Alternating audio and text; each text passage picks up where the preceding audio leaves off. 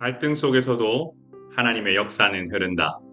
창세기 37장 1절에서 11절.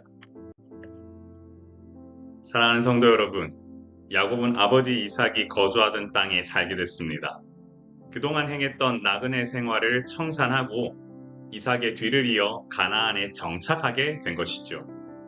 하나님께서는 이후 야곱을 그곳에서 생육하고 번성케 하셨는데 그 증거가 바로 족보입니다. 여러분, 족보가 무엇입니까? 바로 부모와 자녀 계속 대대손손 이어지고 있다라고 하는 거지요. 그렇기 때문에 이 놀라운 생육하고 번성의 역사가 바로 야곱을 통해서도 이어지고 있다라는 겁니다. 그리고 오늘 우리가 또 주목해야 될 사람이 누구냐면 요셉입니다. 그는 형들의 잘못을 아버지에게 이야기할 정도로 조금 남달랐죠. 바로 이 같은 모습 때문에 형들의 미움을 사게 됩니다. 이처럼 가족이 새로운 곳에 정착하고 생활하는 과정에서 예기치 못한 일들이 또한 벌어지고 있는데요. 이런 갈등 결국 방치해서는 안 되고 관리할 수 있는 지혜가 필요한데 좀 더 뒷부분을 보도록 하겠습니다. 야곱은 늦은 나이에 얻은 요셉을 편애했습니다. 그래서 다른 형제들과 달리 구별되는 채색 옷을 지어 입혔는데요.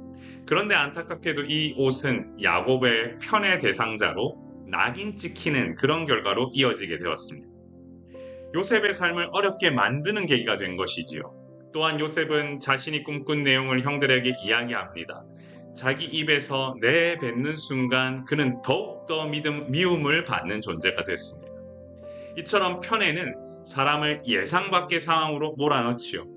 인간의 연약한 모습이 질투와 마음으로 드러날 때 예상할 수 없는 어려움이 따를 수 있다는 사실을 우리는 잊지 말아야 할 것입니다.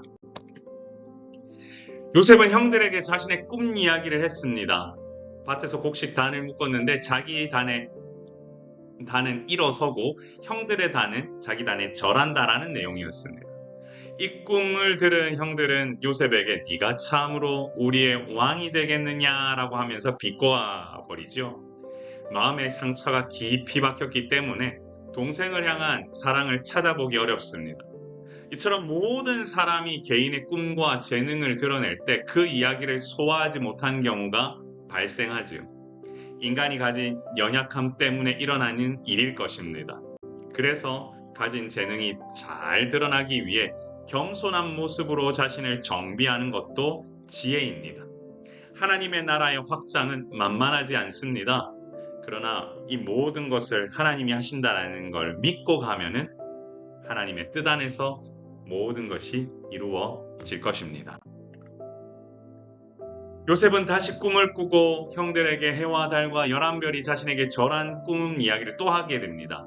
이 꿈은 아버지 야곱과 어머니 그리고 11형제 모두가 자신에게 절한다라는 것을 의미했습니다. 요셉은 이 꿈을 가족에게 이야기했고 야곱은 그를 꾸짖었으나 마음속으로는 그 말을 간직해 둡니다. 왜냐고요? 편애했기 때문이죠. 또한 이 요셉을 통하여서 계속 이어질 수 있겠구나라는 생각도 아마 했을 겁니다. 반면 형들은 요셉을 더욱 시기하게 됐지요. 이처럼 요셉의 꿈은 감정을 건드리는 시발점이 되었고 가족 간의 갈등이 드러나는 계기가 되었습니다. 사실 요셉의 이와 같은 행동이 좋은 행동이라고 보기는 어렵죠. 하지만 하나님의 역사는 야곱 이후에 요셉을 통해 또한 흐르게 됨을 알 수 있습니다. 왜냐고요? 하나님이 요셉을 선택하셨다. 이것은 하나님의 주권이기 때문에 하나님의 주권 역사 속에서 인간은 그 책임을 다해야 되는데 바로 하나님은 이와 같이 자신의 역사를 또한 준비하고 계셨다는 사실을 알게 됩니다. 사랑하는 성도 여러분, 갈등 속에서도 하나님의 역사는 흐릅니다. 요셉의 행동은 가족 안에 갈등을 불러일으켰습니다. 자기가 꾼 꿈을 형들에게 말하는 순간 그는 미움을 사게 됐지요. 어려움 속에 빠지게 되었습니다. 만일 그가 조금은 더 겸손하고 형들 사이의 관계에서 지혜롭게 행했다면 조금은 다른 상황이 일어났을 수도 있었을 것입니다.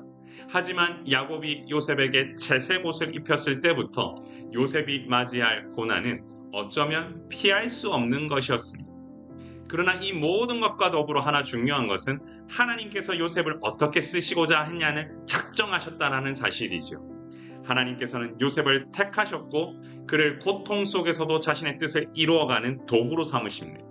그렇기 때문에 고통과 갈등이 있다고 모든 것이 부정적인 게 아닙니다. 분명한 사실은 하나님께서는 갈등 속에서도 자신의 역사를 이끌어 가시고 그렇기 때문에 하나님의 역사는 어떻게든 흐른다. 이 사실을 기억하시길 바랍니다. 사랑하는 성도 여러분, 우리 하나님은 여전히 전능하시고 여전히 신실하신 분이십니다. 우리 이렇게 한번 기도해 볼까요?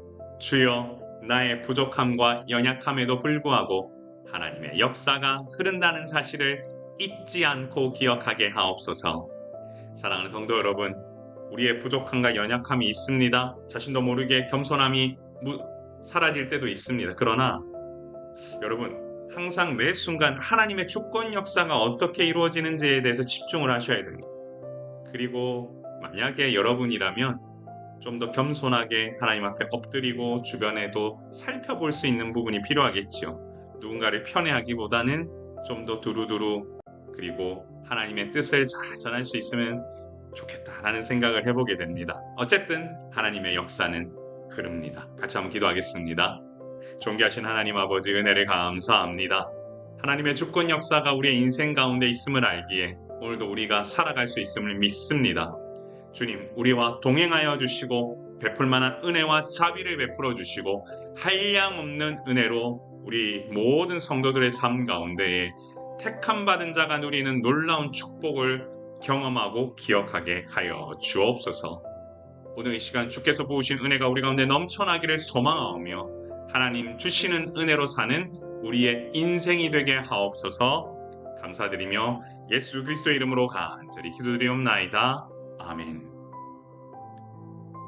사랑하는 성도 여러분, 여러분 삶 가운데 주께서 부으신 은혜가 넘쳐나길 원합니다. 우리의 부족함에도 불구하고 우리를 사랑하시는 하나님, 예수 그리스도의 십자가 보혈로 인하여 우리 모두가 그렇게 됐다는 사실 기억하며 오늘도 믿음으로 살아가는 우리 모두가 되길 원합니다. 샬롬.